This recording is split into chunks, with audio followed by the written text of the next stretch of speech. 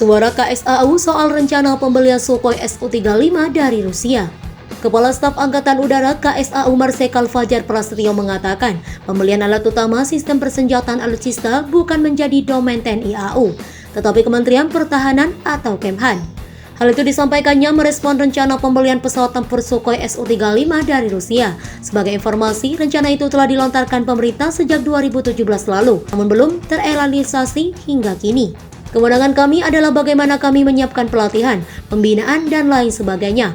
Untuk pembelian berada di domain Kementerian Pertahanan, kata Fajar di sela seminar internasional Air Power. Sebagai informasi, pada 2017 lalu, Menteri Pertahanan Ria Mizard Riacudu mengungkap soal rencana pembelian Sukhoi yang dilakukan dengan skema imbal beli dengan Rusia. Namun dalam perjalanannya, rencana itu urung terrealisasi. Lalu pada 2019, Rusia sempat mengatakan sejumlah negara tak menyukai rencana Indonesia membeli jet tempur Sukhoi Su-35. Wakil Duta Besar Rusia di Jakarta, Oleg Fekopilov, tak menyebut negara yang dimaksud. Ia hanya menuturkan beberapa negara itu bahkan mencoba mengancam agar Indonesia tak jadi membeli pesawat tersebut.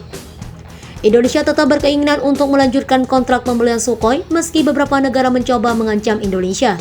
Tapi Indonesia tak merasa terancam.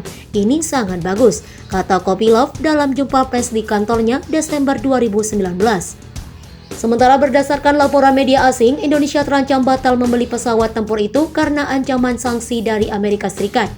Rumor pembatalan ini muncul setelah seorang pejabat Indonesia yang tak ingin disebutkan namanya menuturkan pihak AS telah menegaskan bahwa pemerintahan Presiden Joko Widodo bisa kena sanksi jika terus melanjutkan kontrak dengan musuh bebuyutannya itu. Pejabat yang mengetahui kontrak pembelian jet itu mengatakan bahwa sejumlah rekan telah berulang kali mempertanyakan mengapa Indonesia tidak boleh membeli jet Rusia dan beberapa pertemuan dengan pihak AS dan Menteri Pertahanan Negeri Paman Sam. Pejabat itu memaparkan bahwa pejabat AS dengan gampangnya hanya menjawab bahwa itu adalah kebijakan negeri Paman Sam. Amerika diketahui memiliki undang-undang yang dapat menjatuhkan sanksi terhadap negara lain, terutama negara mitra, jika kedapatan menjalin transaksi alutsista dengan musuh AS. Undang-undang itu dikenal dengan Countering America's Adversary Stroke Sanction Act atau CAATSA. Undang-undang itu berlaku bagi Rusia dan beberapa negara lain yang juga dianggap AS ancaman seperti China.